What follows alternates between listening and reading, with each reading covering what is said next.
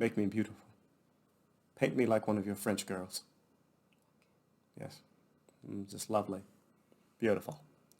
Terrific. Fabulous.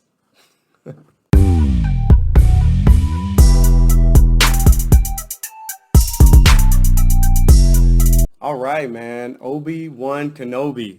Very, very excited. I was strong anticipation for this one. Okay, and I think mainly for everybody else, we haven't seen Ewan McGregor, who's a terrific actor. He's back playing the character made famous by Alec Guinness, and he just did a terrific job in the prequel series. So I think a good while ago, maybe as far back as 2013, the then CEO of Disney, Bob Iger, they're working all this stuff out to maybe 15. They're working all this stuff out to basically purchase Lucasfilm and start this whole plan of making their own Disney shows. And inside of that, the idea was to make an Obi-Wan prequel of some variety. And as time's gone on and things changed, Star Wars worked, Star Wars didn't work, whatever you want to call it with Disney. Here we are now. And I think the original plan was to make it a movie. The movies weren't doing hot, so they decided to make it a Disney Plus thing because Disney Plus and streaming is where everything was going. So just at the right time, the creative heads get together. Ewan McGregor produces the show. And what are my thoughts so far?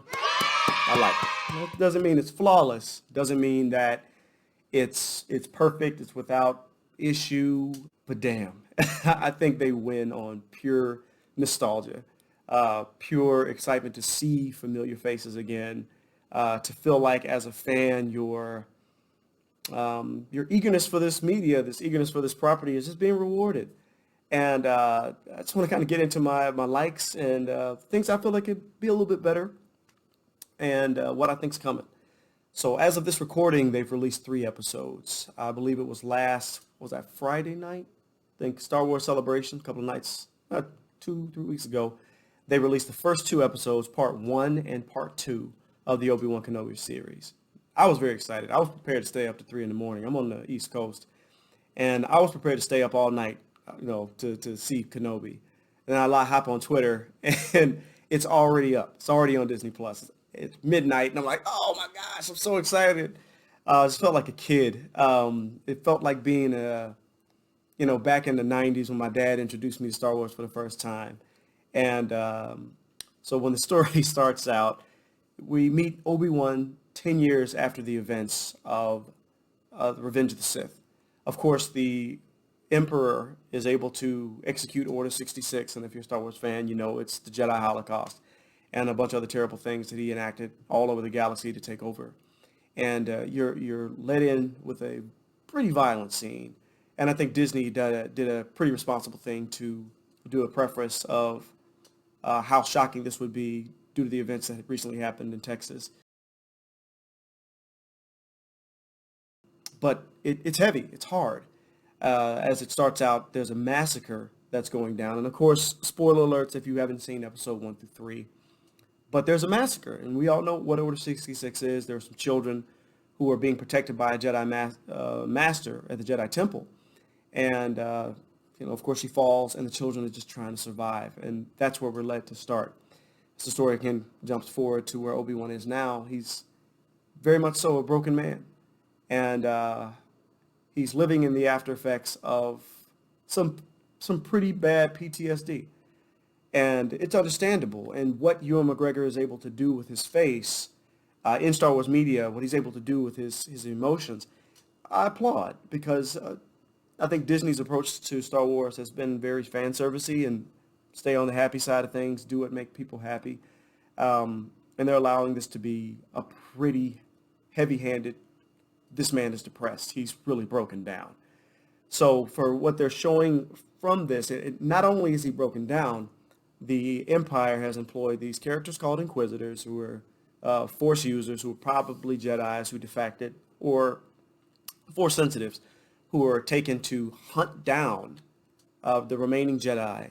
And of course, Inquisitors are this, it's supposed to allude to what was happening during the Spanish Inquisition. It's the idea of hunting a people group down and killing them.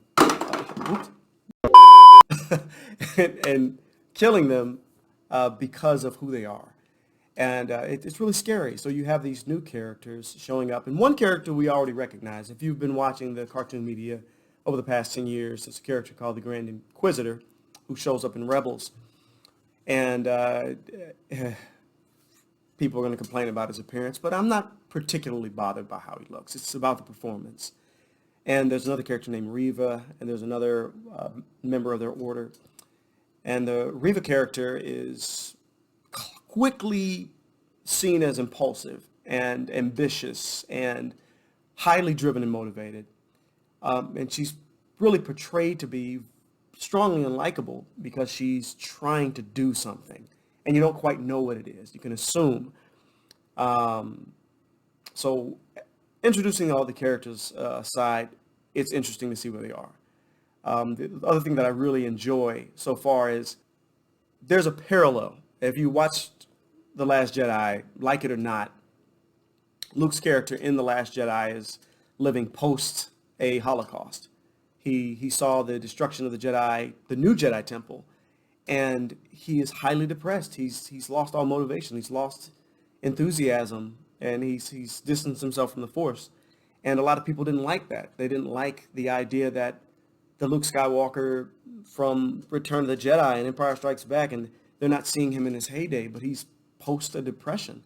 So it's almost like to see Obi-Wan in the past going through something Luke is clearly going through in the newer story. It's like, yeah, it makes sense that this stuff is something that destroys hope. It destroys the idea of perseverance and doing what's right.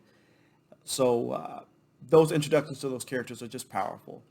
The story is going on, and they introduce you to Leia, who's 10, living in Alderaan with her adoptive parents. She's kidnapped, and there's a call to action. Bail Organa shows up, and he challenges Obi-Wan to not just sit here on Tatooine looking over Luke, to get out there and bring back Leia, because there's some type of secret scheme to draw Obi-Wan out, and this was the scheme. And Obi-Wan basically falls right into it because of the things that Riva's doing. I'm not going to spoil any more show. I'm just going to say that the setup alone is riveting. You're giving people characters through probably familiar story arcs and archetypes. I'm okay with that.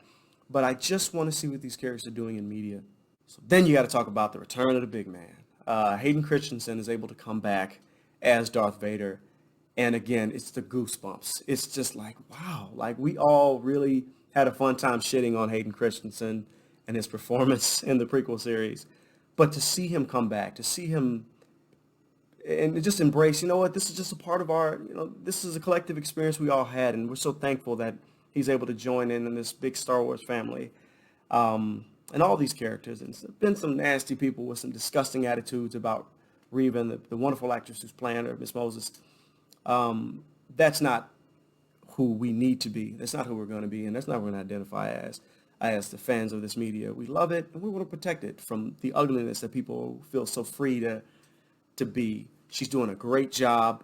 We love it, and I'm all for supporting, and that's my stance. So, Darth Vader being back, so exciting.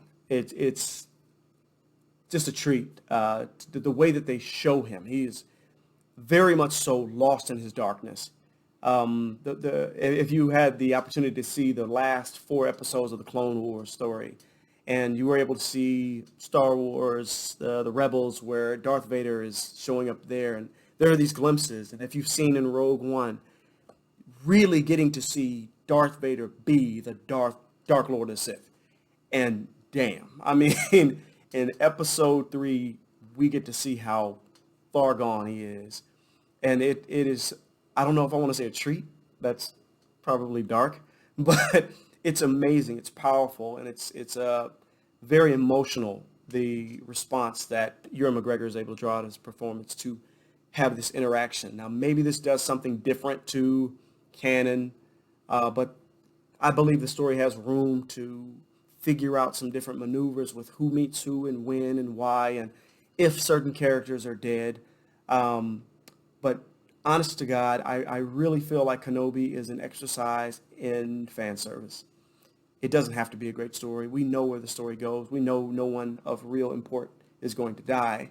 It's about giving us an exciting look into this story that we love so much.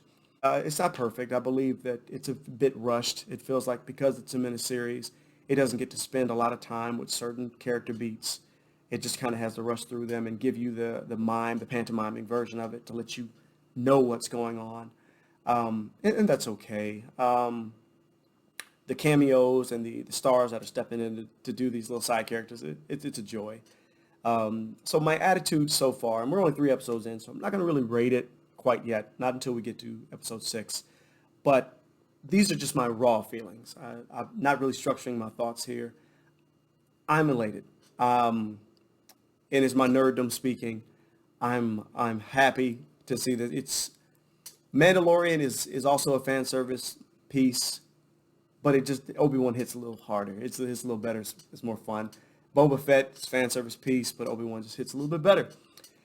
So we'll see how the story pans out. I have my predictions. I have a story craft. I believe the Reva character is doing all this to get close to Darth Vader to kill him. I think that's what she's doing. I think that's the story that they're trying to build towards. I think there's going to be another big giant fight between Obi-Wan once he gets his Eye of the Tiger mojo back, Rocky 3 moment.